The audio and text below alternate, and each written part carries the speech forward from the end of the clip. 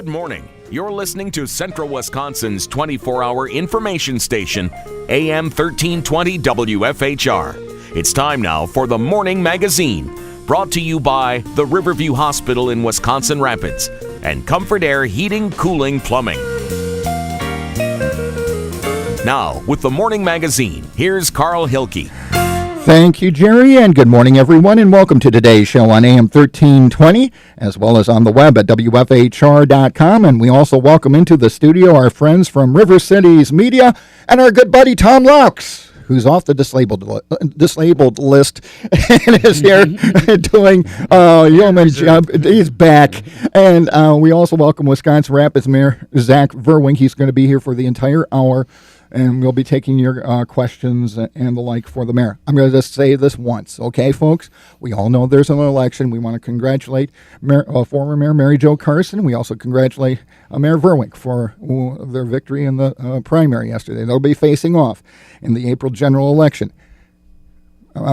Zach is still mayor through this show and the next show. Mm-hmm. And the April, right? The April show he'll either be here or Mary Jo Carson will be here, because it's going to be. I'm going to continue the tradition of offering an hour time once a month to the mayor to talk to the people of the city, and hopefully whoever wins will accept that offer. Well, I thank you for the opportunity, Carl, and it's very important for residents to hear from their mayor directly, whether it's over the radio or in person or on the internet, on YouTube. That's why our friends at Community Access are here. It's a tremendous opportunity that any mayor shouldn't squander, the opportunity to be accessible. So thank you. Okay. Well, one thing with this weather, we are hearing from a lot of, in fact, there's a story here. Officials in Merrill telling people, get the snow off your roofs. There was a collapse, a gas line at a building owned by Herd Windows. There's all sorts of infrastructure problems being caused statewide by this harsh winter that we're having. Everything from busted pipes, and now they're worried about roofs and everything else. Are we looking at maybe some potential expense fixing things once the spring comes and we figure out how badly we were damaged? Well, I think that's part of it. As the frost comes back out of the ground, I mean, we look at our streets. You drive around, I mean, even 73 to the north here. I drove out to Pittsville this weekend, and it was very rough. I mean, did you see the frost has gone much further down than it has done in recent years, and it's wreaking havoc on all of the streets, just the street infrastructure. Couple that with the water lines you're talking about. I know countless residents have called and talked about their freezing of the line to their house, a water line to their house. There's been issues even with some sewer lines freezing. It's just sanitary sewer. So it's really a mess. It's really creating a mess. And I guess we haven't explored any advisory for residents to clean their roofs off. I've seen a lot of them around town. People are taking upon themselves to do so. But the snow, just the amount of snow this winter is just unbelievable. And then, like you said, with the busting pipes, the Witter Field warming house is closed for the season, and we've had a section of the city where the residents were told keep a little bit of a faucet running. That's right. And it's been continuing because the frost is so deep. Not so much right now because of the temperatures, it's because of the frost. And I guess, could we be seeing more of that? I think we're not out of the woods yet. I mean, there's no question about it. You just talked about the storm that's coming. I mean, that's the scary piece of it, is that the snow continues to fall, and we're only into mid to late February. So it's scary. I guess we'll have to see how long winter will drag on this winter, but we're doing what we can. I know from a water main and water main break perspective, we haven't seen this many breaks since 95 or 96. So it's certainly unprecedented in recent years, and our budgets typically reflect 5-year averages. And so this is way beyond a 5-year average by any stretch of imagination. Okay. Well, hopefully we'll get a break of a different sort, not a water main. We certainly appreciate all those, plow truck drivers, et cetera, that are out clearing snow. I mean, even the private contractors are certainly getting a lot of work this winter, but they're also being worked that much harder at the same time. So we appreciate all of their dedication to keep things moving. Here. It looked like the city got cleaned out of this recent storm, but some of the more narrow streets, if we get much more snow, you're going to have one-way streets. That's right. There's not a lot of place, especially if there's on-street parking, and so we encourage residents to heed the rules, not only when snow emergencies hit, to make sure there's no parking on overnight, typically is when they do their snow removal at night, and making sure that people heed those, number one, because they'll be ticketed or towed, but secondly, it's just a safety issue. As you're coming around a corner, you don't want to be too close to the intersection, giving people enough time or enough space to turn. Don't park across from another car, because number one, cars can't get through, much less a snowplow can't get through if they're doing snowplow or plowing during the day. But there's not a lot of place to store it right now on the boulevard. So I want to remind residents as well not to be putting snow in the street. There's an ordinances against that. So pushing it further back on your lawn is probably the best solution, because if you push it in the street, it's just going to be moved down further onto your neighbor's boulevard or in their driveway as they clear their approach, that type of thing. So And be careful as you approach intersections, because everybody's driving a little blind. If you see someone pulling out of an intersection, let them pull out. Or if they're backing out of their driveway. If you know they can't see you, slow down, let them back out, because we got a lot of blind spots right now. Not a time for aggressive driving, no question about that. Okay, we got some big news to announce today, do. Your Honor, involving Google and Renaissance Learning. Yes. Okay. Very exciting announcement from their behalf. So I'll let you go ahead, and you've got the Well, it press release in your says hands. Google Capital invests in Renaissance Learning. One of the largest investments in education over the last year highlights the importance of using precise data to boost student achievement. Renaissance Learning, a K-12 assessment and learning analytics company with a presence in more than a third of U.S. schools, announced a minority investment from Google Capital at a company valuation of $1 billion. Google Capital was formed in 2013, and its investments to date include SurveyMonkey and Lending Club. This marks Google Capital's first investment in education. Very exciting. There's no question about it. And you've heard me talk a lot about data. You hear the word data in the press release and the importance of analytics, and that's what Google's really about. They created Google Analytics. It illustrates the need for us to keep looking toward technology and embrace technology as a means to grow our local economy. A couple of weeks ago, I announced the Google partnership. But I think the significance of this investment is such that Google recognizes opportunity with Renaissance Learning. They recognize opportunity with its workforce. They recognize opportunity in its products.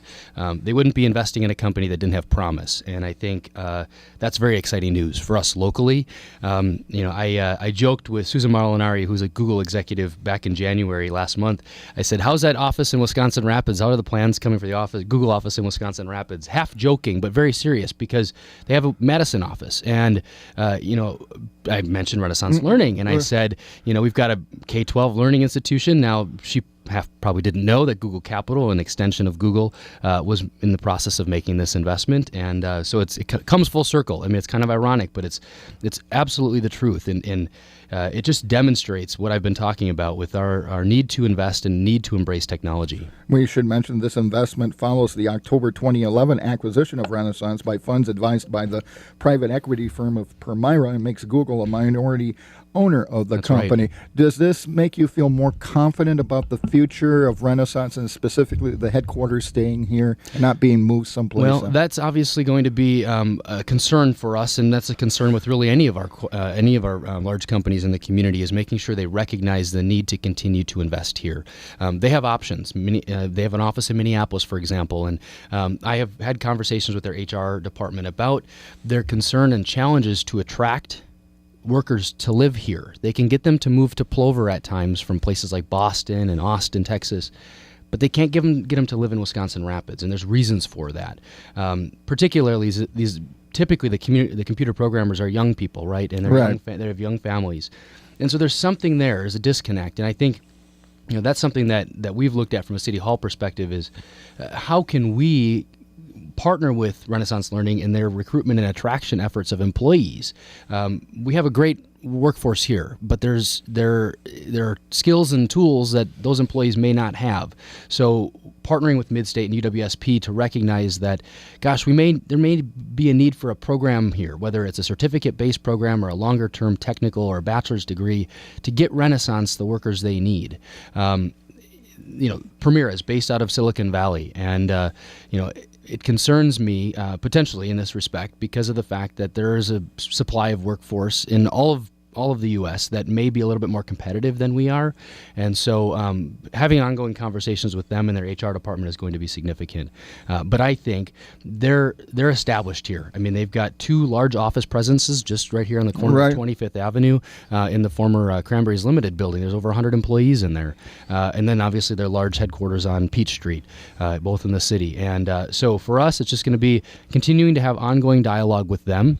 I think they announced in the press release that a Google executive will be sitting on their board of directors, so they're bringing in some talent there.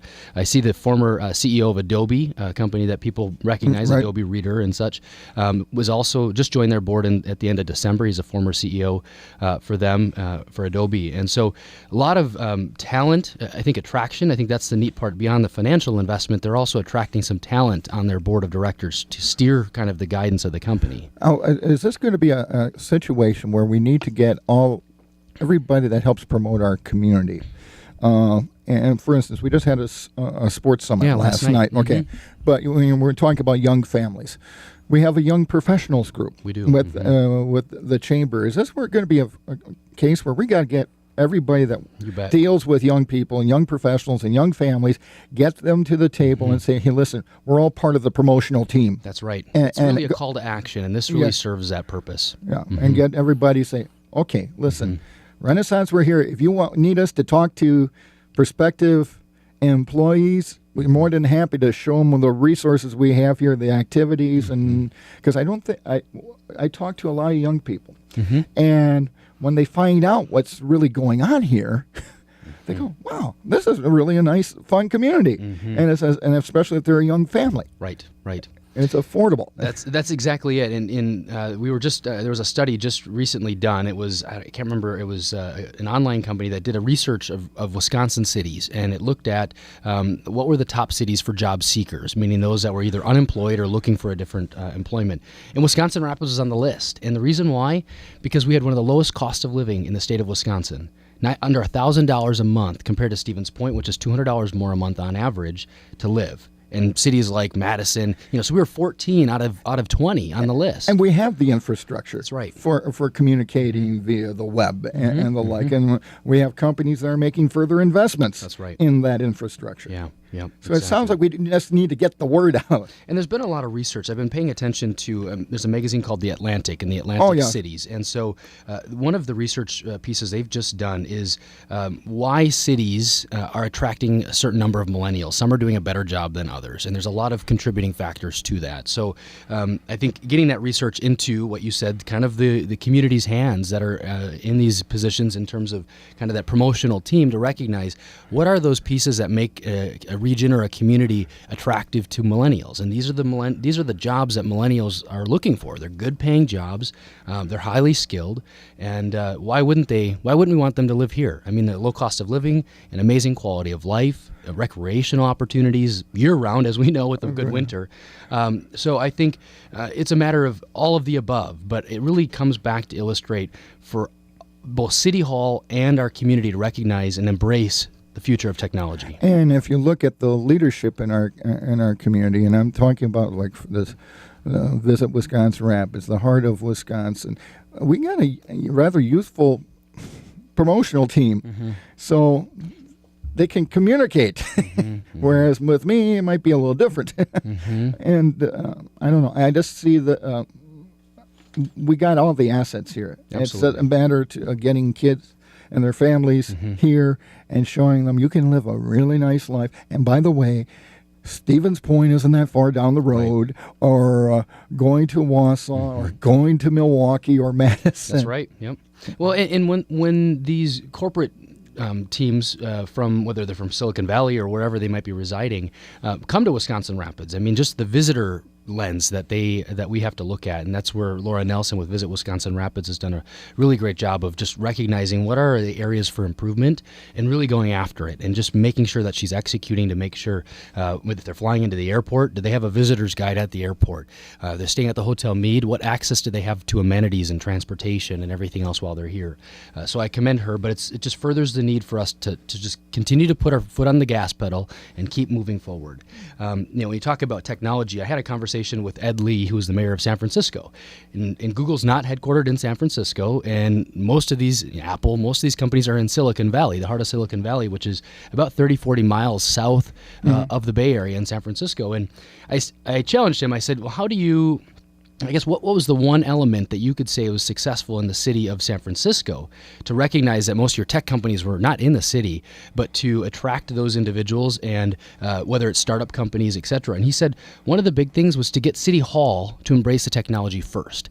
And it, of course, the light bulb went off in my head. That's exactly what we're doing, is recognizing that technology has a significant role to play in our own operations. And these tech companies want to do business in a smart city, in a city that recognizes the need for technology, whether they're inside City Hall or not.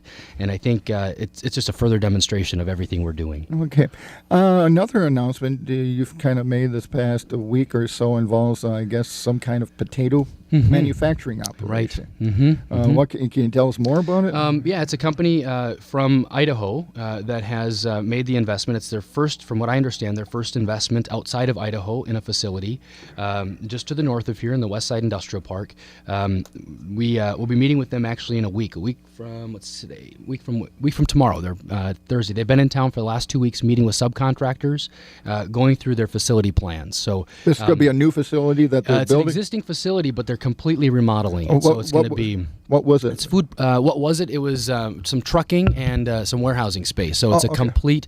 It had no manufacturing in it. So that's what kind of struck us. We were like, well, why wouldn't you be building greenfield? But they've got a good price on the property and on the lease and everything. So recognizing that there's opportunity in just an existing facility, I thought was great. So significant investment. I don't have numbers on it, and that's why I'm not going to portray any numbers. We know it's double-digit jobs. It's more than 15 jobs, so they're going to be kind of rolling out their plans to us next Thursday. We have been talking with them in requests for information on wastewater use and water capacity and all of that to the facility.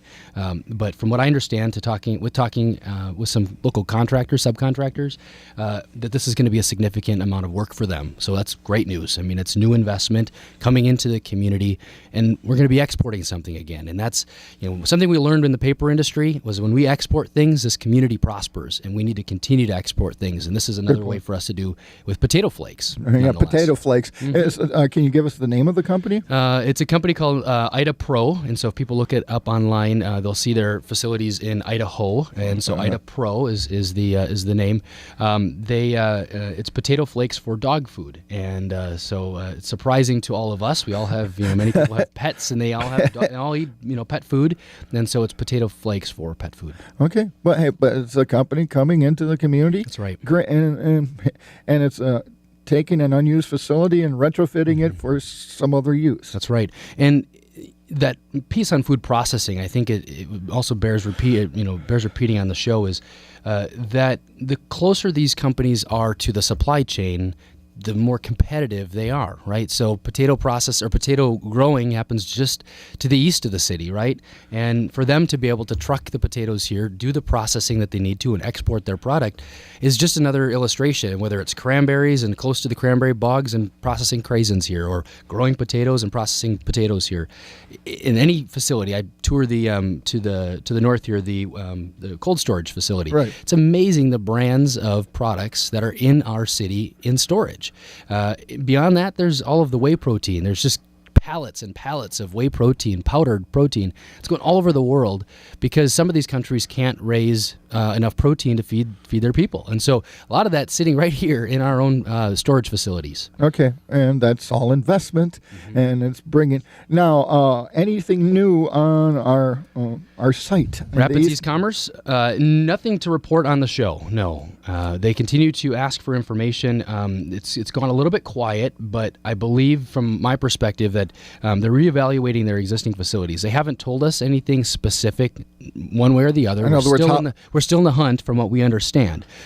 So there's no reason for us not to be continuously working with them at this point. So the site selector is still out of Chicago, and the state's still... It's really a project the state's been vetting communities, and so is the site selector. Is this a kind of a situation where we might end up seeing another company might take a look at it. No question. And this was in the food processing space, and I think that the more companies that see advantages to doing business in this community because of the low cost of processing their wastewater and the capacity at the facility, but there's even more investments we need to look at in infrastructure. And I just wrote in my community update yesterday about the subject of infrastructure, and it's beyond wastewater and water and sewer, and it's broadband, right? It's the fiber optics in the ground. And Solaris' significant investment over the last couple of years. I've had conversations with them. If it's an asset, why aren't we marketing it? Why aren't we telling the rest of the world about it? In fact, they tell me that the asset is the same as or better than Google Fiber. And so if that's the truth, and these cities are clamoring for Google Fiber, why aren't we telling the world that we have just as good a fiber optic access here with a much less investment? Well, some years ago, we did an audit. I don't know if it was the chamber encouragement, an audit of our high-tech infrastructure. Right. And the report came back that we're just as wired. And just as wired as any place else in the world. That's right. And that you could run a business from Wisconsin Rapids online or so we got the basic infrastructure. I think a lot of people don't realize that. Nope, they don't. And that's we're in the process of updating just that, just to make sure, because that hasn't been updated since they made their significant investment in fiber. Right. So fiber to the home and fiber to the businesses, which was a multi-million-dollar investment, very, very significant. But for them, it's just getting additional users, getting new companies or new users on their services. And so that's obviously going to be something that we talk with the Renaissance team about is, okay, if this is here, how else can we capitalize on it? In the same way we talk about food processing, whether it's cranberries, potatoes, anything, you name it, dairy products, Renaissance Learning, we need to build out that kind of ecosystem, if you will, of tech companies. So whether it's Renaissance Learning and Century to the north and Travel Guard and AI and Berkshire Hathaway's investment just recently in the Noel Group in Stevens Point. I mean, there's a lot of tech companies in this central Wisconsin space. How do we do a better job as a region attracting more companies? And we're not going to be the Silicon Valley, but we can be a complement to Silicon Valley right here. Yeah. And some people will say, well, there's not enough people that have that skill level. Well, that's where the training part has to become a part of this. And letting young people know that there are opportunities here. If you're into high tech, there are opportunities in central Wisconsin. Especially for the employer potentially to sponsor an individual like they've done in the Pathways program to get individuals in food processing certificate, the food training certificate. A great success story, but there's more to be done. And there's more to be done, I think, in IT.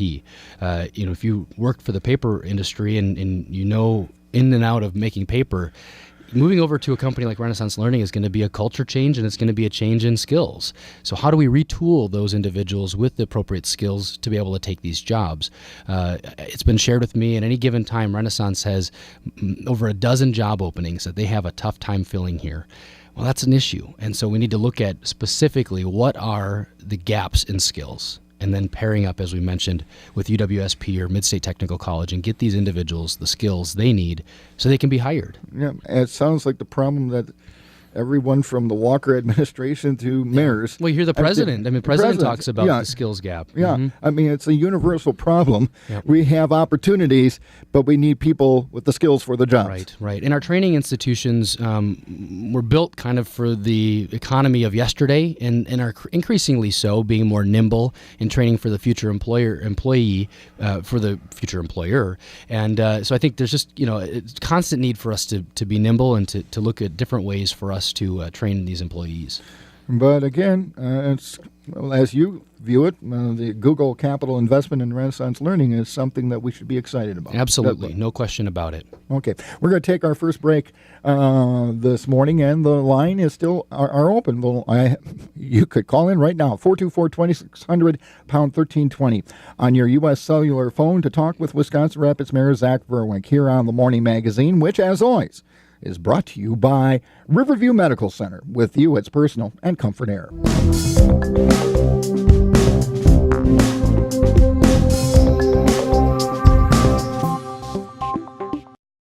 Today we're here at Alexander Field on a cold winter day to talk about the airport's new snow removal equipment. SRE is the acronym.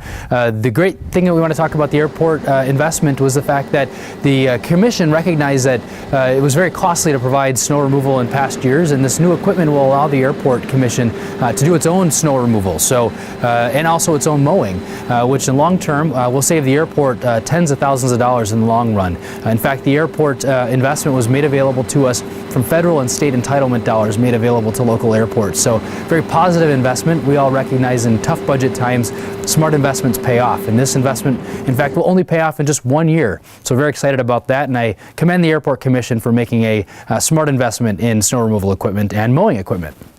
Thank you, Jerry, and welcome back, everybody, to today's show on AM 1320, as well as on the web at WFHR.com. And we're also being digitally recorded by River City's media for a later broadcast on their system. And we welcome back Tom Laux, who hasn't been here for a while. And I thought we had a caller, and apparently, call back 424-2600, pound 1320 on your U.S. cellular phone. Okay, we got ask and ye shall receive. Good morning. You're on the air with the mayor. Good morning. And hi, Mayor. I'm calling because I have a question about the train. There was a fire within a few blocks of my house, and I was hearing all of the fire engine sounds and ambulance sounds, and this was going on for over 25 minutes. And it ended up that the fire station from the east side of town had to come because we couldn't get across because of the train. And this seems to be such an issue for those of us here on the west side of town. And I'm just wondering, why couldn't the train be rerouted to where the viaduct was going toward Marshfield, the old Ford garage station? Mm-hmm. So are you saying the West Side Fire Station was not able to respond? Excuse me? Were you saying the West Side Fire Station was not able to respond to the... Correct. Well, they were responding. They couldn't get across the tracks to get to the fire. But we have the West Side and the East Side Fire Station. Okay, where was the fire located, ma'am? Maybe that will help us with getting a little... It was really close to one of the, by Centralia. It was in that area. The house is tore down now. Mm-hmm, mm-hmm. I know where you're talking, right by the mall there, right by the Centralia Center. Okay. But we have the West Side... and so that was on the east side. No, I'm sorry, that was on the west side. The West Side Fire Station, though. Yeah, the fire. I could hear all this commotion. They would have been going down toward the downtown. They would have been stuck there by the track. The west. Yeah. I see what you're saying. The West Side Station was not. Yeah, the West Side Station was blocked, and if you try to cross Chase Street, which has always been a secondary main road in this town, like forever. Mm-hmm. They couldn't get across that. They couldn't get across the expressway area there, with West Grand. It's just crazy. We really have a big issue with the train. And, the other thing I was questioning was, we do have a viaduct down the road going toward Marshfield, like the Ford garage used to be there. Why couldn't it be routed to that? There sits a perfectly good viaduct. We use it. Right. A train had gone under it before. Mm-hmm. Why couldn't it be rerouted? Well, it is used because that goes through the switching right down the street here. Right, that's correct. So the viaduct is, that train, that line is still active. The line you're talking about, though, that runs through the city there separates kind of the west side from itself, does run and service Port Edwards. So I don't know, I know there's been a lot of talk about rerouting or possibly building some sort of infrastructure over the west side tracks, not similar to, it could be very different, but to be able to alleviate that issue. So I will... what about the train? Could they have broken up? Could they have been forced to break up the train and to let the emergency vehicles pass? No, that's a great question. That's a great question. And so the train was stopped, ma'am? Is that what you were saying? Yes. And I've talked to a few people, and yes, that's the train. The train was going and stopping, but the fire engines were there, and and you can hear an ambulance siren. You know what a train, the fire engines sound like. Sure. you were hearing all this, and I'm like, well, where's the fire? Right. And sure enough, they could not get across. They had to contact the East Fire Department so that they could come and deal with the fire. Well, every fire that happens in the city, both stations will respond for mutual aid purposes, just to make sure, because they've got a minimum manning component of their responses. So the east side would respond regardless, as would the west side if there was a fire on the east side. But I will check with the fire chief on that particular instance to see what the response time was, if it was severely impacted because the east station had to respond before the west station. That's a very valid concern. Thank you for the call. We got another call. Thank you, and good luck in the election, Mayor. Bye-bye. Okay, let's get to our next caller. Good morning. You're on the air. Good morning. Hold on, I'm just turning my radio down. That train is a very big problem over here on the west side. I have sat exactly 27 minutes waiting for that train, and it's backing up and it's going forward, and backing up and going forward. If they see an ambulance there, couldn't something be triggered, or if, I don't know, but couldn't they just back up and let the ambulance go? They back up constantly down here. They back up and then they go forward, and you just sit there. I got a question, because I travel, obviously working out here on the west side. I know one of the big trains is the coal train that goes through town. Was this just a local freight train? This was the long coal train. Okay, that's a whole different. And that thing is long. Yeah, that's a whole different animals, because that thing is supposed to be going at a fairly high rate of speed. Well, maybe it wasn't the coal train. There was a lot of cars on it. And then another time, I was having chest pains, and my daughter and I were trying to get to the hospital. Oh, my. And we had to go down and around almost halfway to Rudolph and turn around and come back. Right. So I could get to the hospital. I mean, that is a really big problem here in the Rapids. I live right off of Chase. Okay. Thank you. Ma'am, next time you have chest pains, call 911. Don't let your daughter. Nothing. No, but I mean, I know. What good would it have done? The ambulance could have got across anyway. Well, you would have had a trained EMT. You would have had a trained EMT, and they could administer drugs if need to be. Well, but I mean, it's very bad here on the west side to get around when that train is down there. So. Well, that's a great question, and I'll. That was just my comment. Okay. Okay. But I've sat there a lot of times. So have I, honey. To get home. So have I. Thank you for the call. I think everybody who works in this industrial park has dealt with this, but this deals with the lack of foresight when we designed the expressway and that part and the railroad, running a main railroad line through your downtown with no overpass. Well, it's been there's been an analogy that people have shared with me on working with the railroad, and we probably have better luck, more ease of moving a cemetery before we can move railroad tracks. So, well, you're dealing with federal law there that's too. Correct, and I think there's some ability for us to work with this issue. One, we need to find out if emergency responders can speak with the locomotive operator, because if it's a situation where you're talking a unit train, that's what the coal train where she sat for 27 minutes. Because if that's the case, they need to both understand how much time it's going to take to get through. So I think we've got to find out if that's a potential. As I recall, when the coal trains were going to come through Wisconsin Rapids, and this is some years ago, we updated all of our crossings so that they could go through at a higher rate of speed. Sure. And they were also to notify the Rapids PD when they were coming. Back then, and I'm back in the old days of the old analog scanner radio, you would hear a dispatch, the old PD dispatch saying, attention everybody, coal train's coming into town in 10 minutes. Oh, okay. Is that, that's one of my questions, are they still doing that? Right, that's a question for dispatch. And one of the reasons was to do that was to put emergency personnel on alert that we have this large coal train that's going to be going through town at a fairly rapid rate of speed. So I wonder if that's still being done. That's a good question. And do we need to maybe update our communications between I know we all have some other big trains, not just the coal train that go through. and it gets frustrating. I've been frustrated. I almost missed a radio show because I just timed it wrong. But I did go around on Bonau and on F and then down 17th Avenue, so I was able to get here. But Okay. it is a bit of a drive around. I want to get to this before we take our final break, but before the callers, we were talking about, all the different assets we have and everything.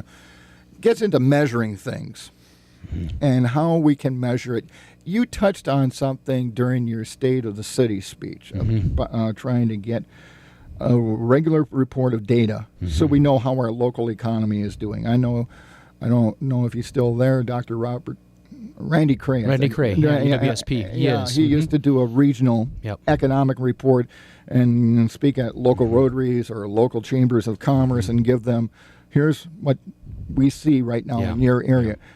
Talk about that. Well, it's a great point because a lot of times how we feel things is based on emotion, and if we didn't see an announcement that someone was creating jobs in some period of time, by default or by nature, we assume that the economy isn't doing well, and we can't continue to operate that way. It isn't healthy for a community to not know where it's going, and particularly for us as a city.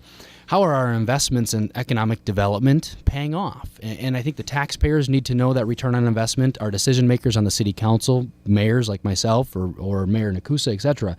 But we're looking at creating a snapshot report, something very simple that can be updated on a regular basis, whether it's annually or every 2 years, because census data is old. I mean, by the time it gets published and gets reported, 10 years, we need to know on an annual basis. Are we creating more businesses in the community than we did last year or not? Are household incomes increasing or not? Do we have, what's the unemployment rate doing? Are people stepping out of the workforce locally, affecting the unemployment rate in a kind of an adverse selection piece? So tomorrow morning, in fact, I'm going to be having a conversation with COWS, the Center on Wisconsin Strategy, which assisted Encourage in their vital signs report. And that was very holistic, Southwood County purview. We're looking from a City of Wisconsin Rapids, from an economic indicator report perspective. What is our local economy doing? And it'll help, as I said, electeds to be able to speak to the success or maybe room for improvement or opportunity for improvement in our local economy. So again, whether or not household income is increasing, business startups are happening, jobs are being created or not, all of that information is valuable. And so partnering with Randy Cray at UWSP and possibly the Center on Wisconsin Strategy at COWS down in Madison to be able to help us with this report. I would think that would be critical. Just personal finance, you need information on how you're doing. And businesses always want to know, well, what are we doing? Yep. How are we doing right now? Do we need to address our strategy? Do we need to make adjustments in our spending? I would think if you could put together an economic strategy, you better first know what are you doing? How are you doing? And I think that's a fair question. People ask me all the time. Of course, the mayor takes a lot of credit and blame at times for certain pieces with the local economy, fairly or unfairly, it happens. But this will just give us a lot more, instead of emotion, it's based on data. And so we look forward to commissioning that study. Okay. We're going to take our final break and then be back with more. We're visiting with Wisconsin Rapids Mayor Zach Verwink here on the Morning Magazine on AM 1320 and WFHR.com.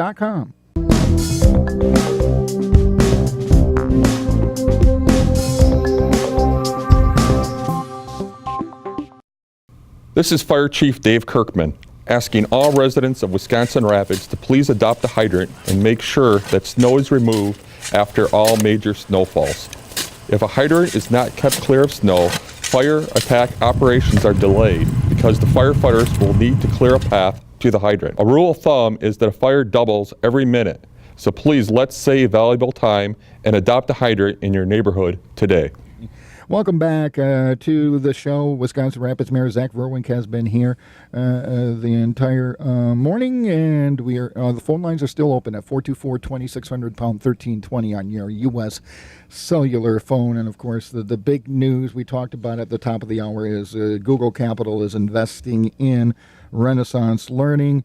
The company, the valuation is $1 billion, and the investment will make them a minority owner of Renaissance Learning, and headquartered here in Wisconsin Rapids. So, and if you missed it, to paraphrase Your Honor, you look at this as good news and also a great opportunity. That's right. To further advance investments in technology in our area. Absolutely, and for our local economy to recognize, Google recognizes opportunity, and I think for the community and our city respectively, recognize that there's opportunity in technology. There's opportunity for firms to be created, or firms potentially to be attracted, or expansions to be attracted here, based on this announcement. Okay.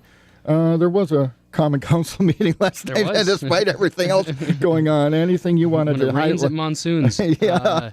Yes, nothing really on the council agenda. It was a shorter meeting last night. There wasn't really anything in particular. There was summer laborers were hired from the HR committee, so that report was heard. Had a vacation of a street over in the Rosewood subdivision for them to build just a kind of a cul-de-sac at the end of the street. So it was a pretty straightforward meeting. Okay. So, what is the status of the apartment complex? So the last time we spoke was that before the council meeting? It was before the council meeting in January, right? So that project, we got letters of support from Senator Lassa, myself, and a couple community organizations to support the project, or who are supporting the project. So their application has been submitted to the state, and so the state now has a period of time to review the applications. The timeline we were given is potentially late spring, early summer, to know if they were awarded the state tax credits. If they were, then they would give us a project timeline.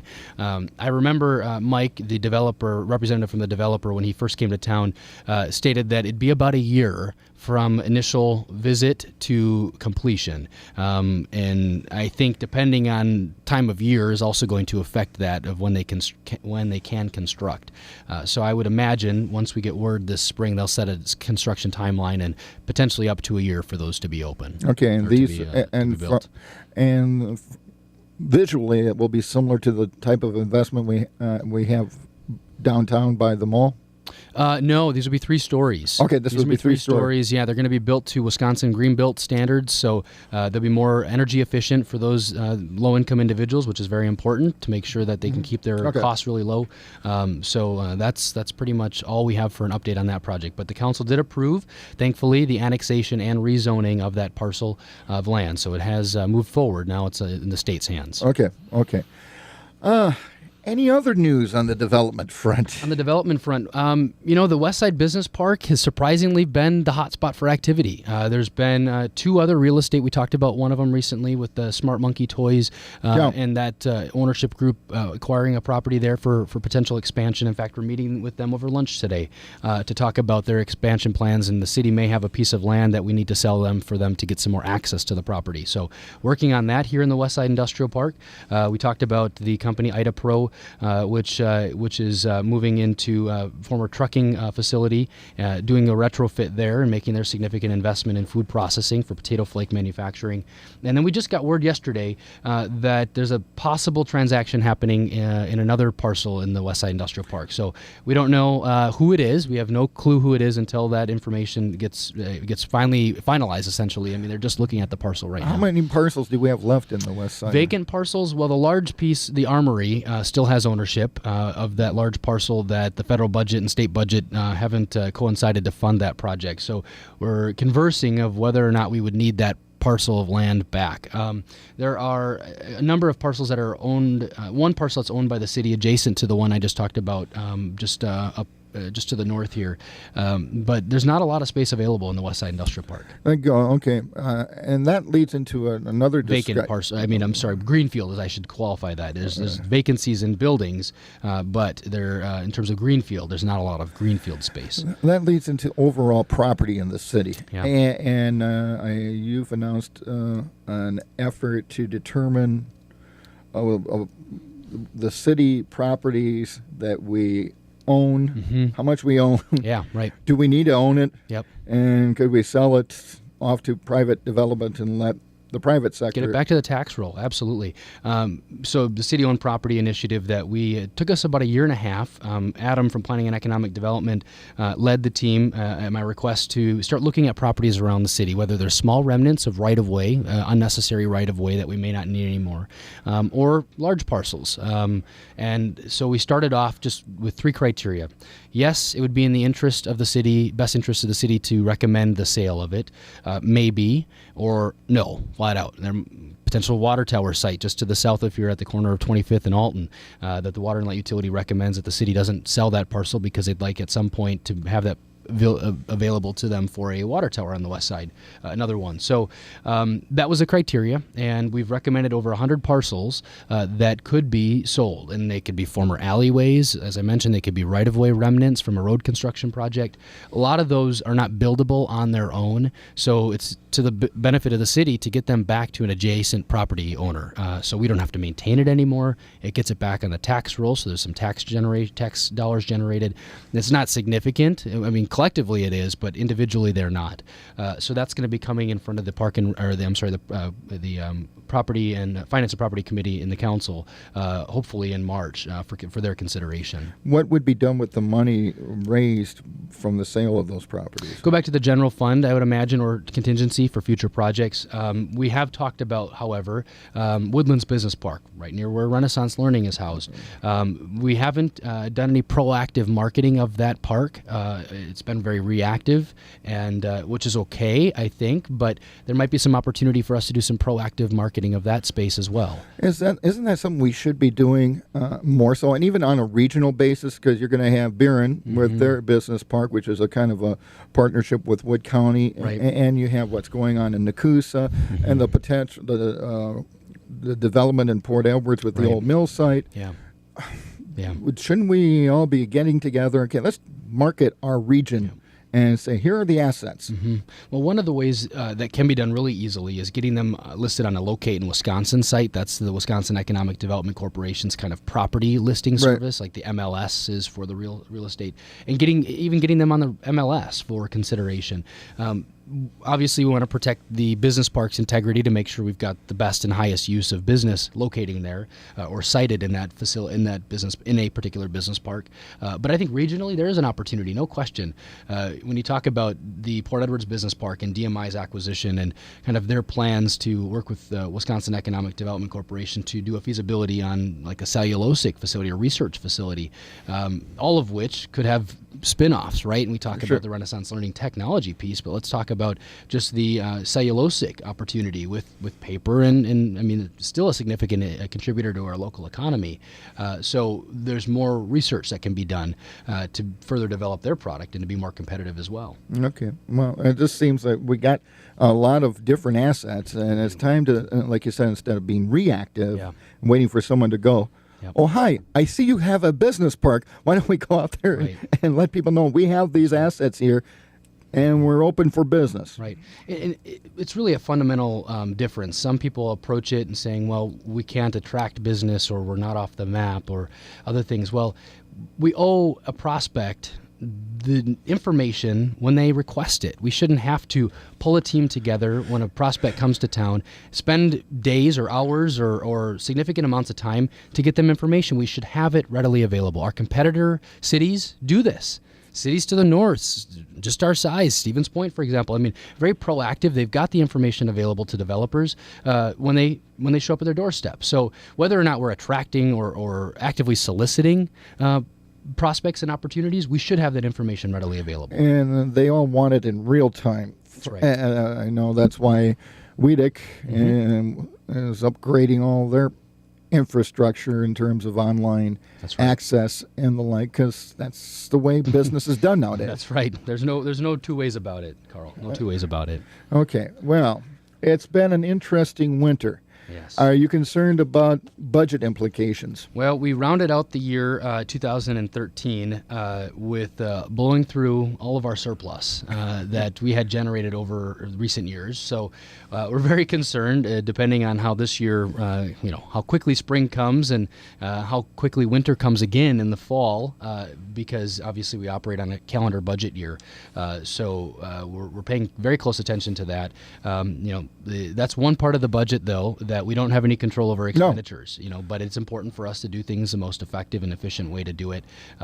So we're doing things in that respect, but the streets are still getting plowed, and in some cases just as quickly as they've done in past years. And I would imagine with this new storm coming, crews are on. They're on alert. Yeah, on alert. 2 in 1 week. That's pretty significant. So they'll be working overtime, no question, if it continues to drag on throughout the week. And I guess bears repeating for everybody. Hey, slow down. It's getting tough. We got a lot of blind spots around the city now because of the piles of snow. So be extra careful. Yep. Okay.